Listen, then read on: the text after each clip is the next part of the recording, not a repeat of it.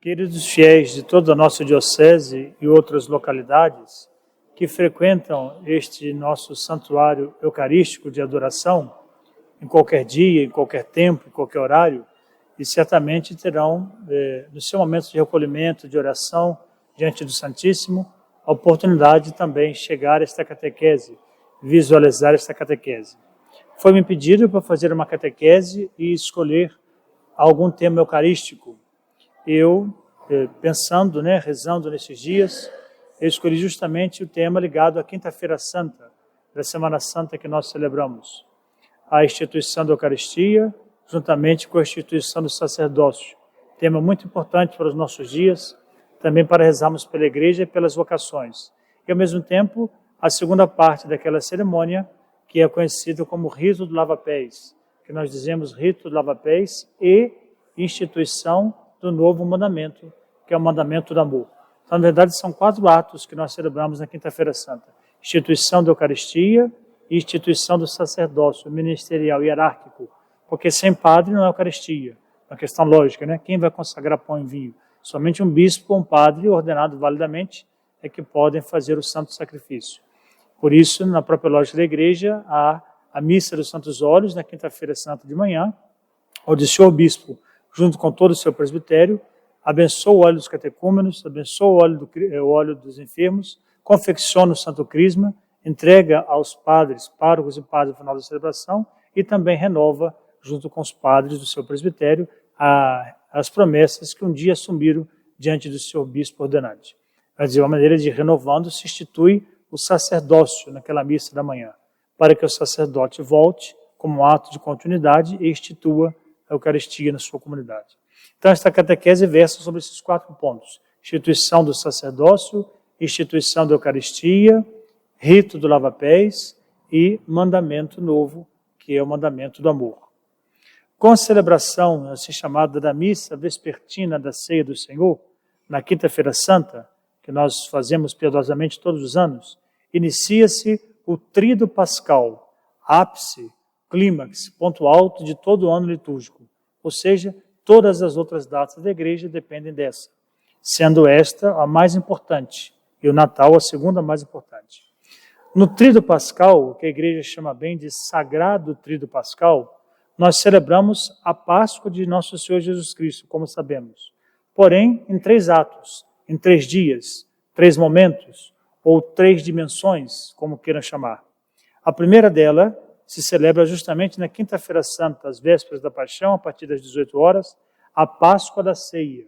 Jesus que sentou à mesa, inicialmente para tomar a ceia judaica, mas que, com a sua vida e ministério, antecipando o que ia acontecer no dia seguinte, ressignificou a ceia. Então, a partir do significado novo que ele dá, deixa de ser ceia judaica e passa a ser ceia cristã. A Páscoa, no dia seguinte, na Sexta-feira Santa, nós celebramos a Páscoa da Paixão, da crucificação do Senhor, a morte de cruz, na sexta-feira, 3 horas da tarde, e na Vigília Pascal, com continuidade no domingo, dia de Páscoa, celebramos a Páscoa da Ressurreição. Então, 3 atos, 3 dias, 3 momentos. Daí o nome Sagrado Tríduo Pascal. Primeiro dia, Páscoa da Ceia. Segundo dia, Páscoa da Cruz. Terceiro dia, Páscoa da Ressurreição. Na Quinta-feira Santa, na missa vespertina, ou também chamada Missa da Ceia do Senhor, a igreja celebra a recordação do banquete que precedeu o êxodo, e ilumina de maneira especial o exemplo de Cristo ao lavar os pés dos discípulos e as palavras de São Paulo sobre a instituição da Páscoa cristã através da Eucaristia. O texto da primeira leitura, que ajuda a clarear o que estamos falando, que se lê todos os anos na Quinta-feira Santa, é exatamente tirada de Êxodo, que lembra a Páscoa antiga, a Páscoa judaica, o povo saindo da escravidão do Egito sob a presidência e guia de Moisés. Êxodo 12, de 1 a 8, e ainda de 11, os versículos na sequência 11 a 14.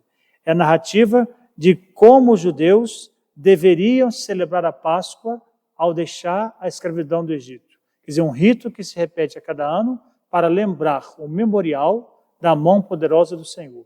Como o Senhor agiu em favor de Israel contra os egípcios, conforme nós cantamos até no Salmo, né, na Vigília Pascal, afundando tudo, né, carros, cavalos, cavaleiros e salvando o povo. A origem desta festa, portanto, está na tradição mais antiga de Israel, como povo de pastores. Imolava-se um cordeiro e tirava o sangue deste cordeiro para ungir as portas. Aspergia-se às vezes as pessoas e marcavam as portas dos judeus. Como um rito, como nós hoje temos tantos ritos na igreja, nossa cristã católica e outras igrejas têm os seus ritos. Então, na cultura judaica, como um sinal de proteção, se ungia com sangue do cordeiro imolado na Páscoa a porta das casas, né?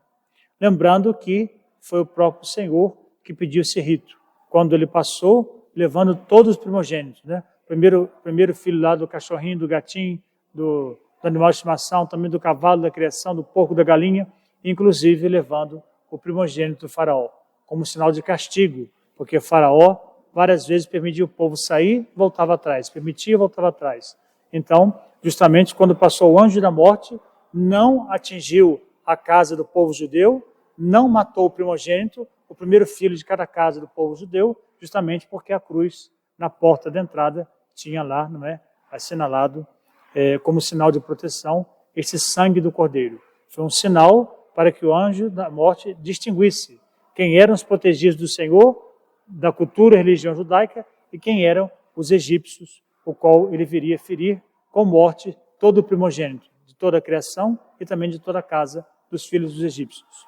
Então, este sangue do cordeiro imaculado, como um sinal de proteção, tingia-se as portas da tenda para afugentar o mal que poderia acontecer ao rebanho.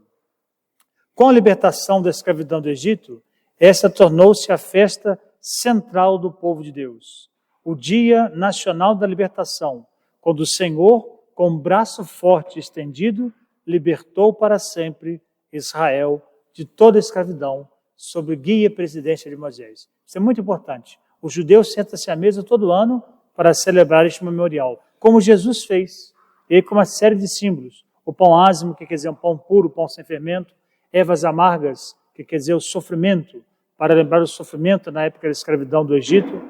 Jesus, claro, vai depois ressignificar, lembrando que a erva é o sofrimento, como a mirra presente lá, entre os 3 presentes dos magos, o sofrimento que Cristo vai passar na cruz, na paixão. Mas inicialmente para lembrar o sofrimento da escravidão. Este dia será para nós um dia de festa, um dia memorável, que jamais um israelita de verdade poderia esquecer. Por isso, a criança, filho de judeu, sentando à mesa e vendo aquela ceia, vai perguntar: papai, por que hoje é diferente? Por que comemos pão sem fermento, pão ázimo? Por que comemos ervas amargas? Nunca devemos desprezar as perguntas das crianças.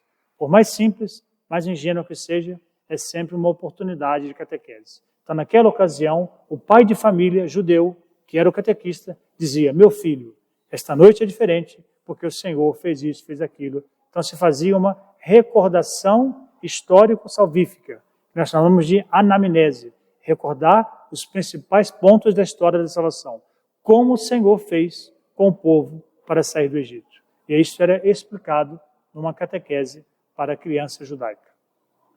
São Paulo, na segunda leitura, que nós lemos também todos os anos, fala da Eucaristia. 1 Coríntios 11, 23 a 26. Ele nos lembra que a prática dos primeiros cristãos, ele narra, era reunir-se nas casas. Não tinha igreja ainda, templo, santuário, como temos hoje.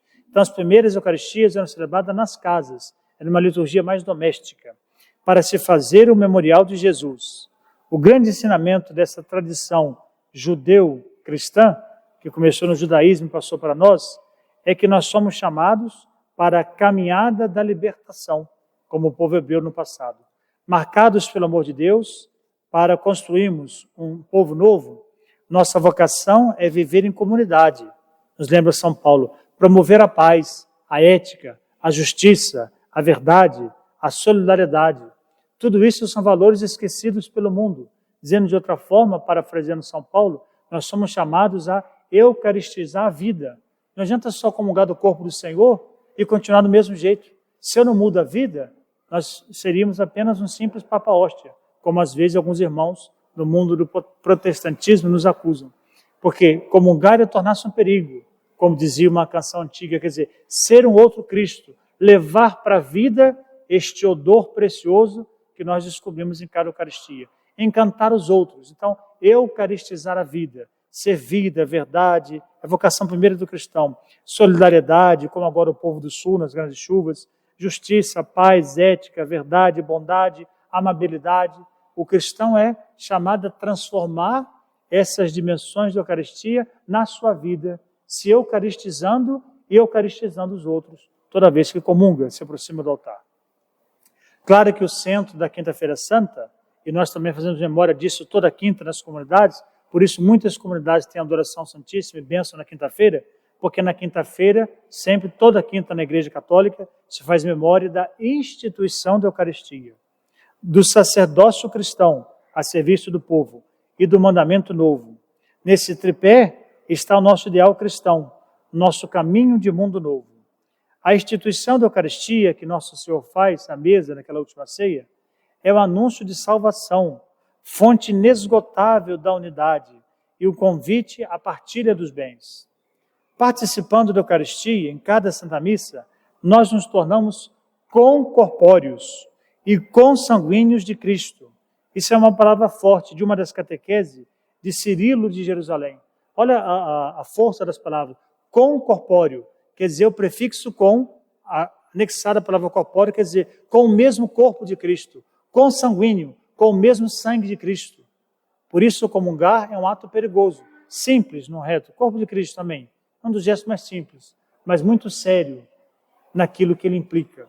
É tornar-se um outro Cristo na sua vida e na vida dos outros. Não se pode comungar e ser um inferninho na vida dos outros, no mundo do trabalho, em casa com o esposo, com a esposa, com os filhos. Daí o nome cristão. Você é chamado a ser um outro Cristo, principalmente pelo ato de comungar.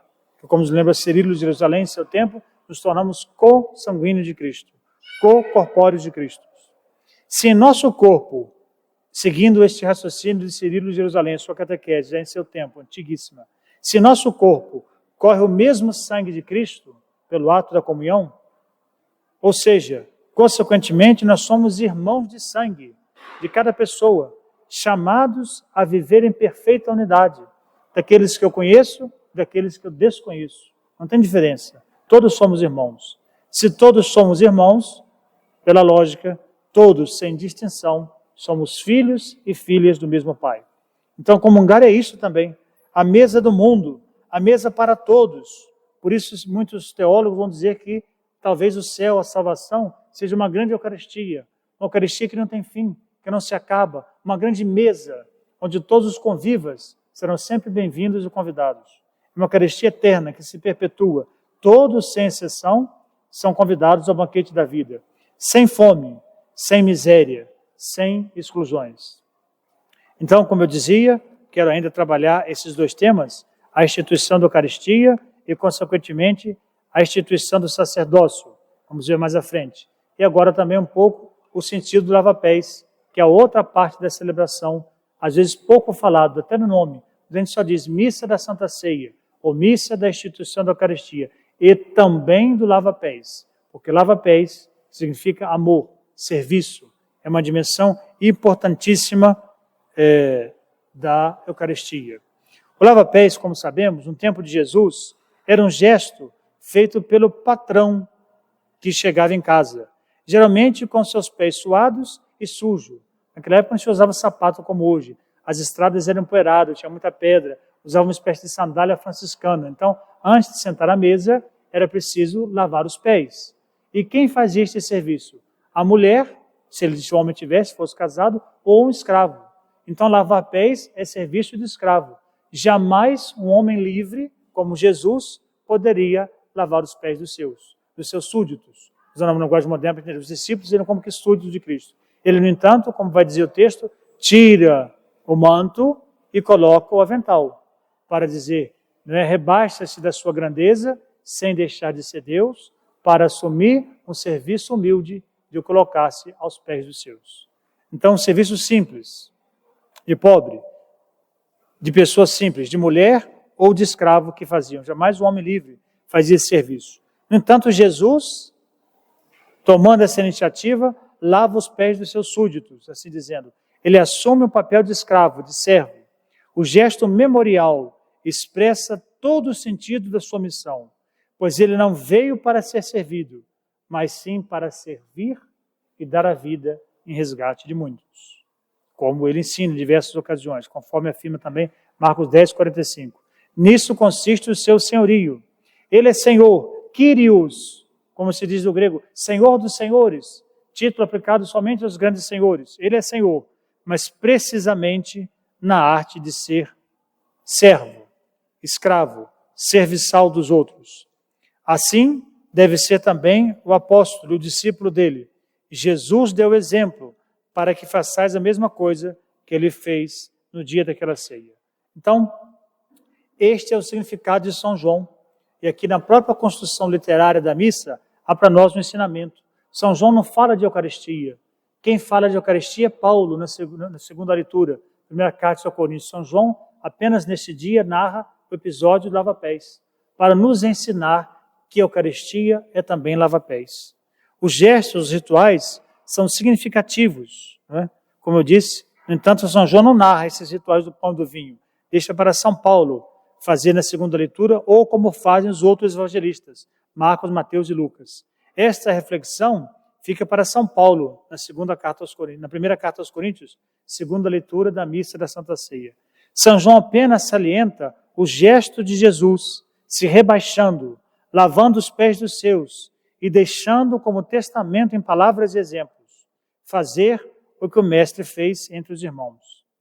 Não ordem para ser repetida em rito, mas fazer como ele, isto é, refazer em todos os tempos, século, lugar, em cada cultura, atualizar o gesto da entrega, atualizar o gesto do lava-pés, em toda a comunidade, gesto de serviço mútuo, não padronizado, mas nascido da criatividade, daquele que ama, através do qual torna-se presente o amor supremo de Cristo, pelos seus, e amou-os até o fim. Por isso lavou os pés, porque entregou a vida. Só quem ia entregar a vida verdadeiramente, no dia seguinte, podia lavar os pés com tanto amor. O lava-pés é uma antecipação da cruz de Jesus, uma antecipação do escravo que por amor vai se entregar à humanidade inteira para redimir nossos pecados. Então todo gesto de amor se torna, portanto, sacramento, quer dizer, sinal sagrado, visibilização, encarnação, linguagem simbólica dos signos, dos ritos, da realidade, em que o amor do Pai está em Cristo e o amor de Cristo está em todos aqueles que creem. Então, como eu disse, é muito significativo o rito lava-pés. Quando nós, padres, também fazemos este rito, às vezes até bem feito, retirando a casula, a estola sacerdotal, colocando a estola diaconal, o padre pode decidir fazer isso, para nos lembrar que nós também somos diácono. A igreja nunca tira o ministério que ela deu, ela acrescenta mais um, e a palavra diácono vem disso, diaconia, do grego que quer dizer serviço, servidor, aquele que serve. Quem nós devemos lavar os pés? Qual o tipo de serviço que falta em nós? Nós temos que eucaristizar a vida em quem? Como, por exemplo, o pai, tantas vezes de família, lava os pés quando sai cedo, pega o ônibus às 5 da manhã, bate ponto, aguenta tanto desaforo, o calor, o estresse do dia, mas para colocar o pão dentro de casa. Quando o pai faz isso, está lavando os pés da esposa e dos filhos. A mãe cuida do filho, está com febre, é o pediatra, passa a noite em claro, vai às vezes trabalhar fora também, acumula o serviço de fora de casa, isso é por amor.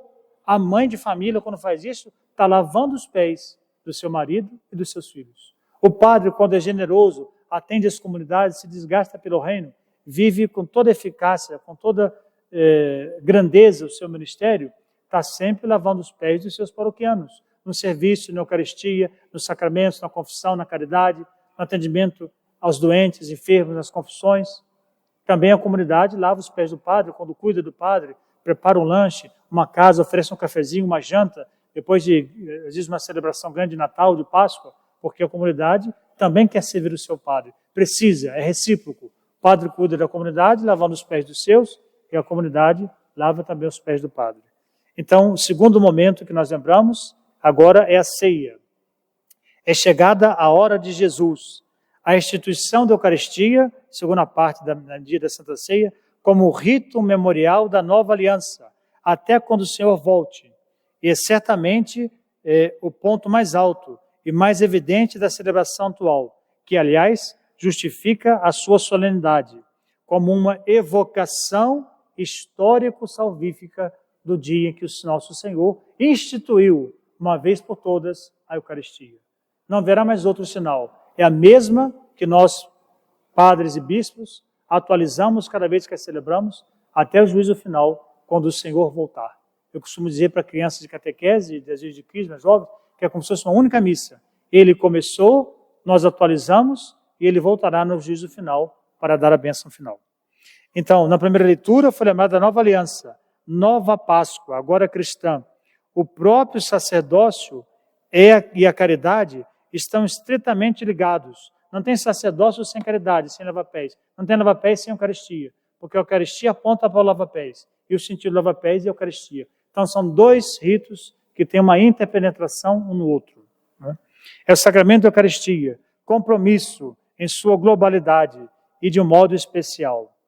É chegada a hora derradeira de Jesus, diante da proximidade da sua morte, da paixão, naquela última quinta-feira, nós chamamos de Quinta-feira Santa, em que esteve conosco e que naquele momento em diante tornou-se santa a sua presença. Jesus amou a todos e amou-nos até o fim. Em plenitude do amor, expressado no gesto humilde de serviçal do lava-pés, então primeiro ele expressa um gesto de amor e agora institui a Eucaristia. Assim Jesus lava os pés dos seus e leva até as últimas consequências o seu projeto de amor, de entrega, de doação por toda a humanidade. Que não sejamos como Pedro, o discípulo que ainda não tinha maturidade, não conseguia compreender toda a beleza e o sentido daquele significado. Era exagerado, ou para um lado ou para o outro. Não, o Senhor não vai me lavar. Ou então me lava todo, pé, mão, cabeça, olho. Calma, Pedro, não precisa de exagero. Quem está limpo, já se banhou, não precisa ser lavado. Mas nem todos estão limpos. Jesus falava do coração de Judas, que nesse momento, a partir de diante, tornaria-se o traidor. Tanto é que ele pega o molho, pega o pão, coloca lá no molho e dá ao Judas. Muita gente não entende esse gesto, acha que é um gesto de exclusão. Quando Jesus diz, vai fazer o que tem de fazer. Alguns entendem que vai preparar a sala para celebrar a Páscoa. Não. É um gesto de amor. Na cultura judaica primitiva, só se molhava o pão no molho e entregava para quem tinha muito amor. Então Jesus, por muitas vezes, expressou seu amor até no traidor. Nessas duas vezes.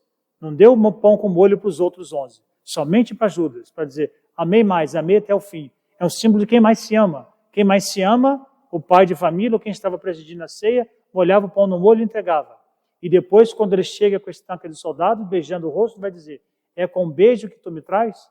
Quer dizer, presta atenção no que vai fazer. Se quisesse se arrepender, tinha tempo, pelo menos nesses dois grandes últimos convites. Né? Então, amor a todos, foi igual. Amou a Pedro, que negou 3 vezes, amou Judas, que o traiu, amou todos os outros 9 que o abandonaram, só ficou João, discípulo amado, como sabemos, porque o amor nunca foge, o amor nunca abandona, o amor tem convicções. Por isso, o discípulo amado está junto com Nossa Senhora ao pé da cruz, diferente dos outros. Mas nem por isso Jesus não deixa de perdoar os outros. Então, perdoou igualmente a Judas, o traidor, perdoou aquele que negou 3 vezes, perdoou os outros 9 que o abandonaram. Né? E só ficou no final João, discípulo amado, para dizer que o amor é a resposta de todas as coisas. Então, não tinha convicção, Pedro era um pouco exagerado, para um lado ou para o outro. Se sentia incomodado com aquela capacidade de Jesus de amar. Não cabia na cabeça de Pedro e daqueles homens. Após esse gesto profético de lavar os pés, Jesus nos convida a imitá-lo.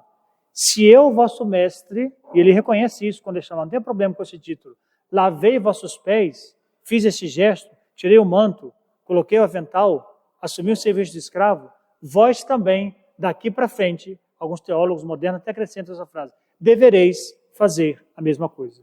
Então a Eucaristia é comprometer-se com Deus, comprometer-se com Cristo, mas comprometer-se com o outro. Não é só receber a Eucaristia e continuar do mesmo jeito. Às vezes um ranzinza, batendo porta, discutindo com a esposa, alguns até se alcoolizam, batem na esposa, nos filhos, brigarem dentro de casa, faz um inferno no trabalho. A Eucaristia é comprometer-se com os outros, é tornar-se um outro Cristo. Não é só comungar.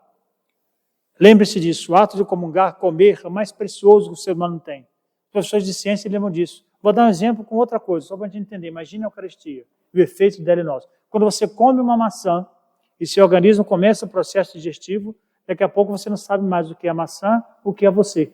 Porque para produzir energia que sustente o corpo de um ser humano adulto, precisa de glicose e oxigênio.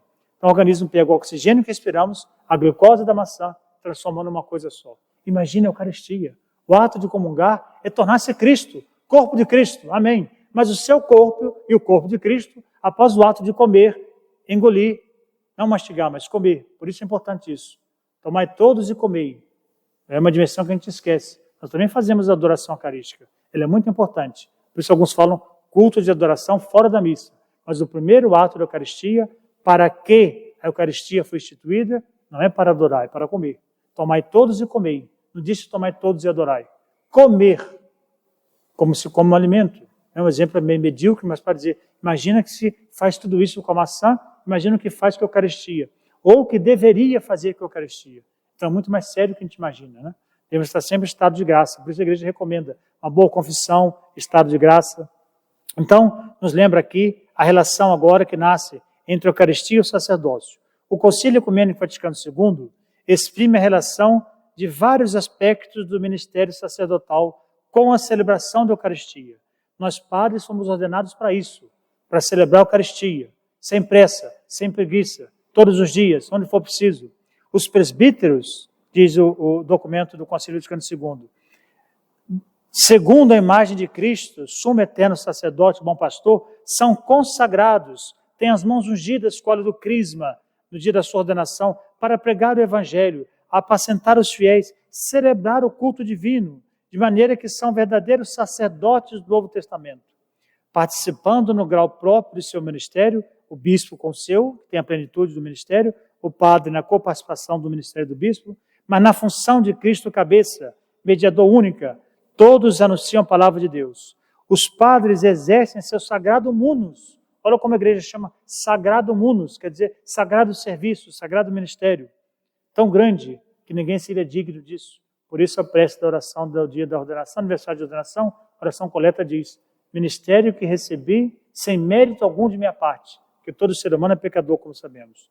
Mas no culto eucarístico, o naxinaxe, na epíclise, na invocação do Espírito sobre as oblatas do pão e do vinho, e depois o mesmo Espírito é invocado sobre a Assembleia, segunda parte da oração eucarística, na qual, agindo na pessoa de Cristo e proclamando o seu ministério, eles, os padres, se unem os votos dos fiéis no sacrifício único de Cristo, sua cabeça, até o dia em que o Senhor voltar. Representam e aplicam-se no sacrifício da missa, o único sacrifício do Novo Testamento, isto é, o sacrifício de Cristo. Quer dizer, de tudo que o padre faz, o lugar que fica mais visível, de maior visibilidade, é justamente o sacrifício da Eucaristia, da Santa Missa. Outro Cristo, não é só o padre que nós vemos. O padre empresta o seu corpo, a sua voz, os seus estudos, a sua intelecção, o seu amor, o seu ministério, para que Cristo presida, para que Cristo seja presente. Por isso é sempre importante a missa, independente do padre que a celebre. Às vezes as pessoas, padre A, padre B, bispo A, bispo B, todo padre faz em nome de Cristo. O mais importante da missa é Cristo. Toda missa é cristocêntrica. O padre é o mediador, é o sinal escolhido por Deus, preparado pela igreja, no seminário, por mais de 10 anos, para servir a sua comunidade. Então, se faz às vezes de Cristo, exercendo dentro do ambiente que ele é próprio, lhe compete, o munus de Cristo, pastor e cabeça.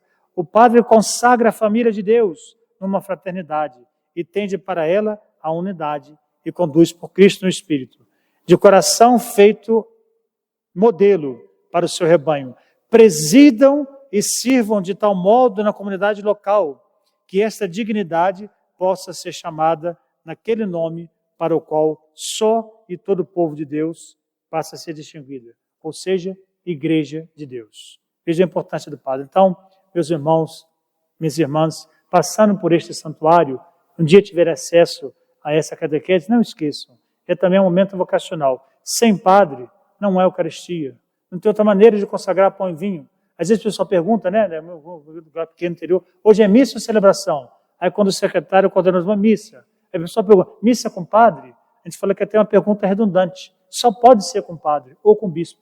Porque se não for padre ou bispo, nenhum outro ser humano na face da terra pode fazer missa, pode consagrar pão e vinho. Então, sem padre, não há Eucaristia.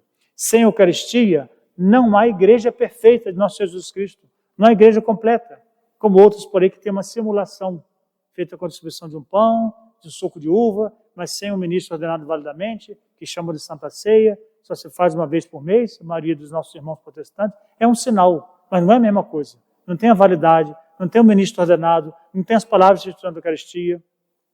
Sem a Eucaristia não há igreja perfeita de Cristo. Então, rezem pelos padres, rezem por mim também, por cada um de nós, bispos, padres, também jovens, seminaristas, vocacionados. Então, nesta catequese, nós lembramos a instituição dos dois sublimes sacramentos, a Eucaristia e o sacerdócio ministerial. Um está ligado ao outro, sem um não tem o outro. Sem ministros ordenados, não teríamos o pão e o cálice da vida divina do Senhor. Sem as mãos ordenadas do Padre, como seria invocar o Espírito sobre os oblatos do pão do vinho? Quem iria estender as mãos para consagrar pão e vinho? E sem o pão e o cálice do Senhor, não temos a igreja perfeita de Cristo. Não temos a salvação que Ele conquistou com o precioso preço do seu sangue, um preço caro, preço do sangue derramado na cruz. Oremos para que o Senhor não cesse de chamar santos e sábios sacerdotes, para que não falte a sua igreja até o juízo final, até os últimos dias, a consumação do mundo, o divino alimento, pelas mãos daqueles que o podem fazer, padres e bispos, que nunca que nutre constantemente as nossas almas espirituais. Então rezemos para que tenhamos bons padres, bons pastores, a fim de que nunca nos falte a Eucaristia, alimento desta vida, mas também da vida eterna. Eu sou o padre Samuel Moreira Camargo, padre diocesano, já quase 16 anos de padre, e atualmente estou também 4 anos servindo como pároco na paróquia de Nossa Senhora da Piedade, no município de Rio Claro. Agradeço a oportunidade desta catequese e concedo minha bênção de pastor a todos para que passarem, e reforço mais uma vez. Rezem por nós, pelo sacerdócio e também pelas vocações. O Senhor os abençoe e fortaleça, em nome do Pai, do Filho e do Espírito Santo.